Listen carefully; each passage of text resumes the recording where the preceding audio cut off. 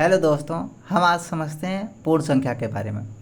पूर्ण संख्या यदि प्राकृतिक संख्याओं के समूह में शून्य को सम्मिलित कर लें, हम अगर प्राकृतिक संख्याओं के समूह में शून्य को सम्मिलित कर लें तो पूर्ण संख्या हो जाती है। जैसे हम आपको समझाते हैं, पूर्ण संख्या को डब्ल्यू से प्रकट करते हैं। पूर्ण संख्या को डब्ल्यू से प्रकट करते हैं। अच्छा, हमने कहा पूर्ण संख्या अगर हम प्राकृतिक संख्या में जीरो जोड़ दें तो पूर्ण संख्या बन जाएगी। अच्छा, प्राकृतिक संख्या 1 2 3 4 5 डॉट डॉट डॉट अनंत तक, प्राकृतिक संख्या 1 से शुरू होती और अनंत तक जाती है, और उसी प्राकृतिक संख्या में अगर हम जीरो को जोड़ दें तो पूर्ण संख्या हो जाएगी।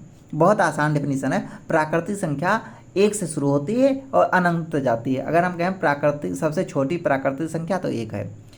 अगर हम प्राकृतिक संख्या के समूह में जीरो जोड़ दें, ये देखो जीरो जीरो अगर हम जोड़ दें तो क्या हो जाएगी? पूर्ण संख्या हो जाएगी। अगर आपसे कोई कहे सबसे छोटी पूर्ण संख्या बताओ तो जीरो, क्यों? क्योंकि जीरो से ही शुरू होता है। और अगर हम कहें सबसे बड़ी पूर्ण संख्या बताइए, सबसे बड़ी पूर्ण संख्या, तो अस्तित्व में नहीं है। अस्तित्व में नहीं है का मतलब अभी तक ज्ञात नहीं हुआ, अभी तक ज्ञात नहीं हुआ। अगर हम कहें प्रत्येक प्राकृतिक संख्या पूर्ण संख्या होती है तो बिल्कुल सही।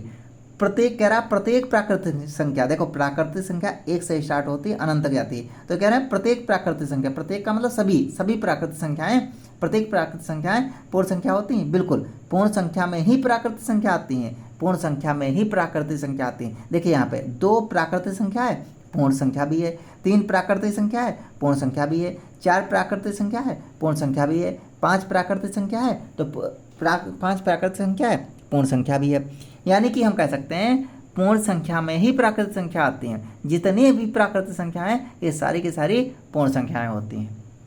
धन्यवाद।